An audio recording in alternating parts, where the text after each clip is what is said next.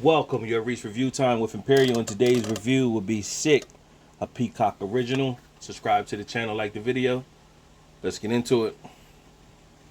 So let's go over the cast. You got Gideon A-Line as Parker Mason, Bethlehem Million as Miri Woodlow, Dylan Sprayberry as DJ Cole, Mark Machaca as Mason, Jane Adams as Pamela, Joel Courtney as Tyler, Chris Reed as Jeb.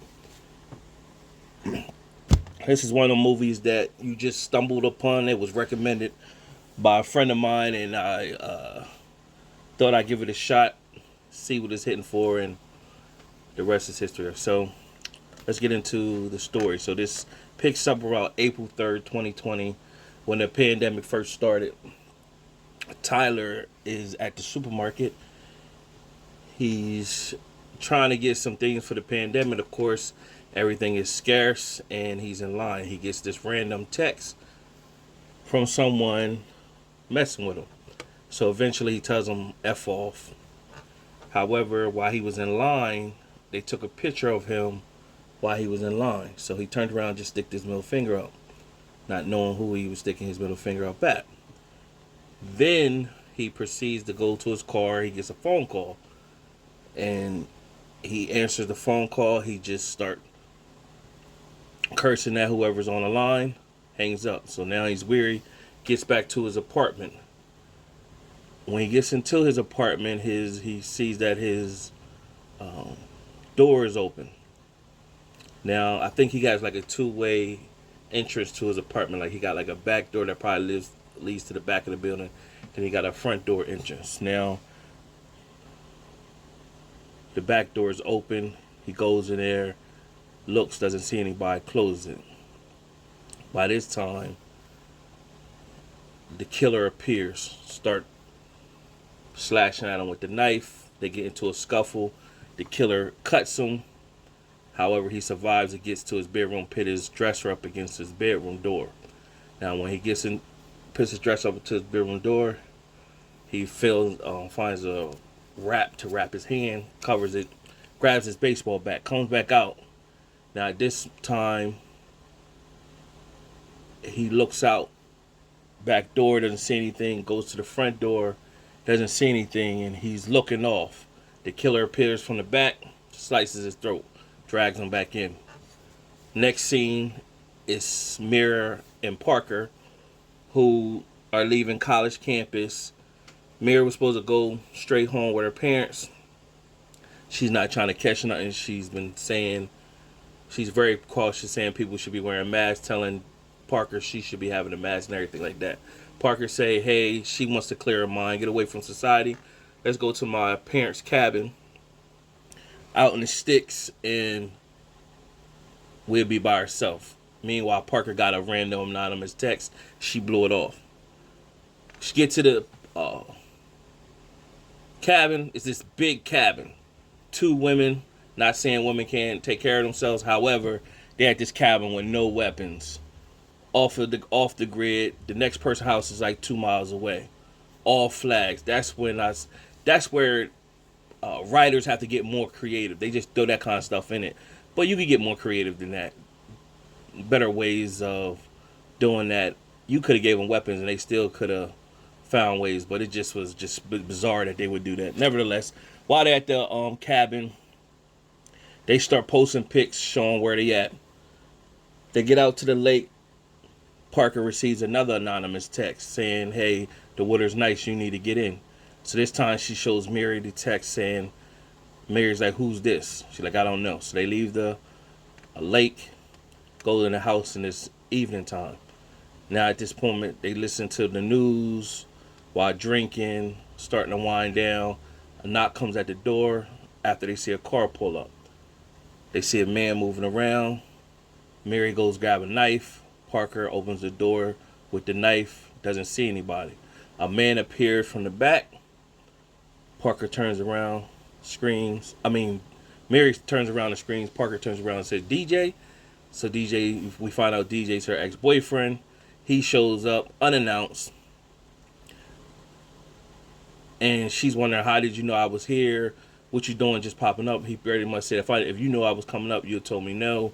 I seen that y'all posting pictures on social media, and one of the pictures I seen the geographics that was in the background. I remember that's when I first met your parents. You took me up to the cabin, so I decided I came out here. So pretty much, you're gonna make me come all the way out here for nothing. At least let me stay. So she let him stay, and of course, after time wind down, Mary goes to sleep, leaves her with DJ. DJ pretty much talks about her posting a picture online of her kissing another boy, and they supposed to, be soulmates or whatever. So he kissed Parker, and Parker pretty much was like, I don't want to basically offend you, but this is not going to go like how you want it to. So he said, cool, I'll leave in the morning. They both go to sleep. Middle of the night, DJ wake up, he hears something, realizes somebody in the house. Right after that, he darts to Parker room to notify her. Meanwhile, this loud music is played throughout the house. So he tells Parker, hey, here's my keys to my car. Go wait in the car, escape off the balcony. I'm going to go get Miri. When Parker gets to the car, she sees Mary's room and sees the killer is in her room. So she screams out Miri, and Mary wakes up and moves right at the nick of time where the killer was about to stab her. Then when she stabs her, Mrs. DJ comes in, gets in a fight with the killer, and Mary escapes. They both in the car waiting to see if Tyler makes it out. So Tyler's trying to put up a fight. He was able to hit and knock the killer down at one point. Instead of get going or finding something bigger to hit the killer with, he tried to get over top of him and kick him, and the killer just jumped up and stabbed him. Now, in the course of this, there was like a deer head with antlers. He tried to hit him with that and missed. Well, he hit him, but he didn't hurt him, and the antlers was just sticking up. That'll play in later on in the film. Meanwhile, nevertheless, DJ ended up getting killed. So when the door opened up, it looked like DJ was walking out hurt towards the girls while they were in the car. When you look and see, the killer's got a pitchfork with Tyler on the head of the pitchfork, and he pretty much picks up Tyler off the ground and then dumps him. Meanwhile, the girls get panicked, back their way out with the truck. Meanwhile, the truck is flat. They riding on rims, end up crashing out of panic, and the truck is just spinning. Out of nowhere, the killer comes, throws a brick into the car window. They dart back in the house, end up locking the door, making their way up to an attic. The killer's chasing them. They get in a scuffle to stop the killer from getting through.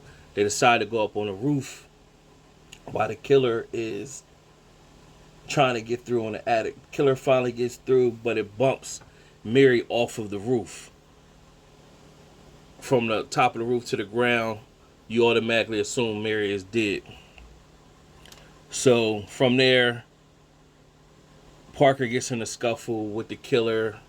She's resilient. She's fighting her way, fighting for her life. She get the best of the killer and get a hold of something to bash the killer in the head, knock him unconscious a little bit, but then kept smashing his head. So you figure he's dead. When she falls back,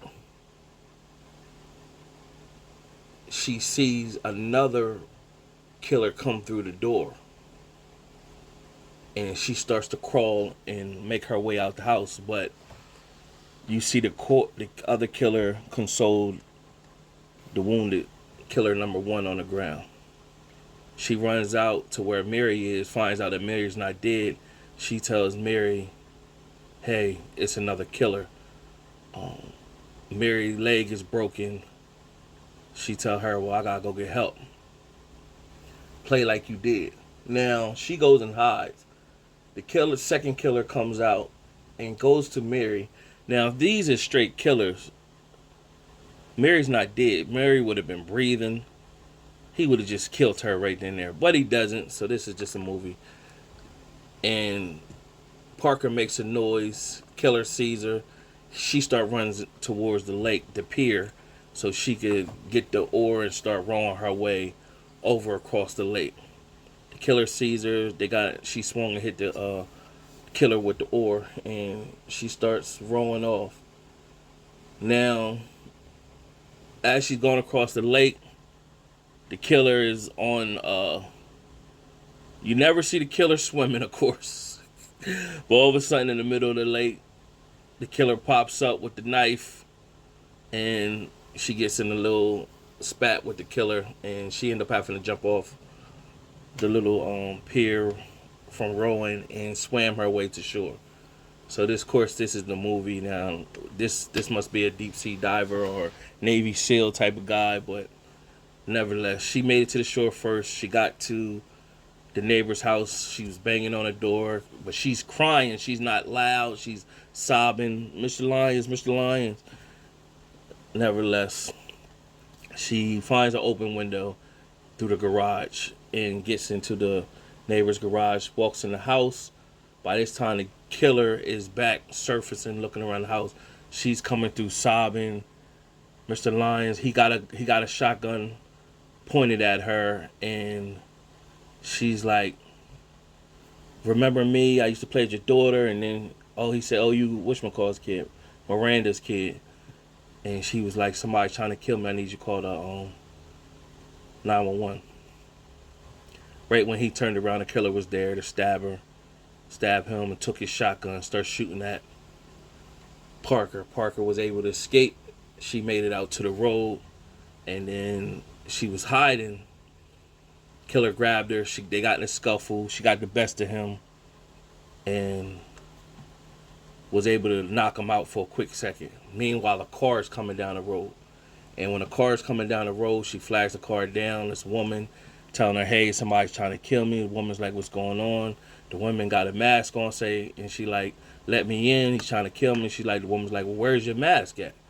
And she's like, "I don't have one. What the heck are you talking about?" So the woman said, "I got a mask." The woman pulls a mask out of this plastic bag, gives the girl the mask, gives Parker the mask. And when Parker takes the mask, she's in the car crying. The woman's just looking at her, and as she's crying, she said, this mask smells like chloroform." Knocks her out. Meanwhile, while all this is going on, while the killers is chasing Parker across the lake and all that, Miri gets up, crawls her way back in the house. She makes a splint for her leg, and so that she could walk more stable for her broken leg. Meanwhile, killer number one wakes up and grabs Miri. Miri was able to just grab a knife and just stab him to finish him off. So Miri at this point is just sobbing and frantic, not in motion to, this is where like kind of the dumb stuff start happening. She's not in motion to try to go look for phones or try to get some type of help or anything. She's just sobbing, and then a car pulls up. So by the time this happens with her, she's sobbing, the car pulls up. This is the woman that just put the chloroform mask on Parker. They're pulling up. So Miri is in the kitchen just sitting there or whatever. And so, because she could barely move with a broken leg. So they put Parker down, but now they're taking and doing a COVID test on her. Doing a COVID test, and then they wake her up. She basically said, "You people are sick."